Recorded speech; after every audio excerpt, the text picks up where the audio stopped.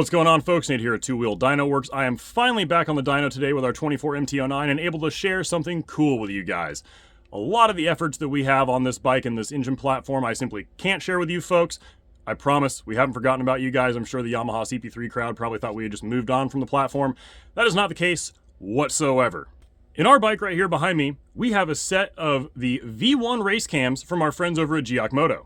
Now, if you don't follow national and international level racing, you might not know what Giaccmoto is. Giaccmoto is the shop owned by our friend Chuck Giacchetto, who has been involved in high-level racing both, again, nationally and internationally, specifically with Yamaha, for like the last 30 years. He's actually the guy that was behind the scenes and responsible for a lot of the success that the Westby Racing team had over the last several years at the Moto America Superbike Series.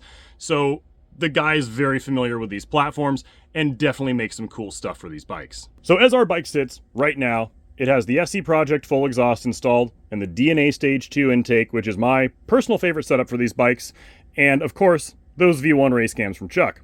But before we dive into the performance of the new cam package, let's just go ahead really quick and recap what this bike did on our dyno with our custom ECU mapping for just the SC Project exhaust and the DNA Stage 2 intake, so we have an idea of a baseline for where we're starting versus where we're ending with the new cams in terms of performance improvements. Our best run ever with that setup was 117.7 horsepower and 68.5 pound-feet of torque to the tire on pump gas. And just remember that our dyno is a little bit more honest than some of the other ones you'll see out there, so output from other tuners out there with these bikes may be closer to like 118, 119, or even 120 with the stock cams. They never make that on our dyno. Like 117 to 118 is as good as any exhaust system has ever got on our dyno with one of these bikes. But with the race cams installed and proper tuning to match the airflow characteristics of these much higher lift cams, the performance goes through the roof at the top end. As you can see there, it is nothing but gains above 7,500 RPM, and at the peak out there, you're talking about an almost 9 horsepower improvement around 10,500 RPM. The only place there's a significant loss with these cams is right down there off the bottom where you are never racing one of these motorcycles. So this little loss, yes, is there, it is real, but it's completely irrelevant. You are racing these bikes up here the entire time you are on the track, and that is the performance that we wanted to see improved on these bikes. Because when they're competing in something like the Super Hooligan series at Moto America, without any sort of aftermarket engine work, these are a little underpowered. The under 120 horsepower output simply won't get the job done when you're talking about bikes out there pushing over 140 horsepower from some of the Indians, the Harley Davidsons, even the Triumphs, with very little work, can push over that 140 horsepower output number. Now, nobody racing in the Super Hooligan series or really any national level series on this bike or any other is doing it on pump gas. So we did go ahead and build custom mapping for this setup on the Spec fuel as well. And on that Moto America Spec fuel, output comes up even a couple horsepower further to about 128.25 and 70 foot-pounds of torque to the tire.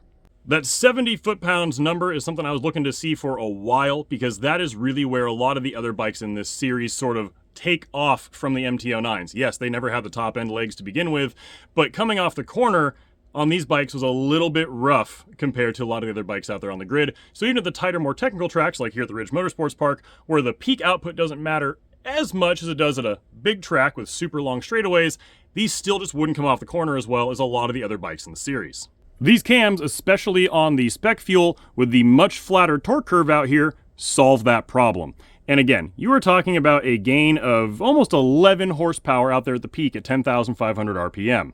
Now, it's really important to note that yes, the only thing we've changed in this engine is the cams. The compression's still stock, the porting is still stock, nothing is different from the last time we had this bike on our dyno in this configuration other than the cams. Which means that with additional head porting and some additional compression, there is still a lot more power to be had. I can't share the exact specific figures from some of the teams that have been building these bikes and getting ready for the upcoming Super Hooligan series, but if you remember when I said that the 140 horsepower mark is really what it took to be competitive, they're going to be competitive. I'm sure folks are going to ask why I didn't go ahead and do all of the headwork and porting on our cylinder head here on our MT09. And the reality is that most folks watching these videos are never going to go to that length when it comes to modifying these bikes. Cams are about where most people stop. There's maybe a fraction of a percentage of you out there that are ever going to do internal engine work on these bikes, let alone dive into head porting. So it's just not something that I wanted to do on our personal R&D bike to be able to show you guys those exact output figures. And we also won't be racing this bike, so it didn't really make any sense for me to go ahead and make a change to the engine that I just couldn't undo. The cams were easy to swap in and out. Well, easy. We'll get to that in just a second. But the head porting is a much more permanent deal. If I start taking material off the head surface as well to go ahead and increase compression to where the other guys have already done so, I can't easily undo that. I don't feel like buying a new cylinder head casting if I ever go ahead and trade this thing back in, so I just wasn't going to do it on this particular application. However, on our R9, which now has an official ship date and should be here next month, sorry to those of you who've been told it's going to be the summer, ours will be here next month, we will be doing it on that bike, because we will be racing our R9 in a lot of our local series.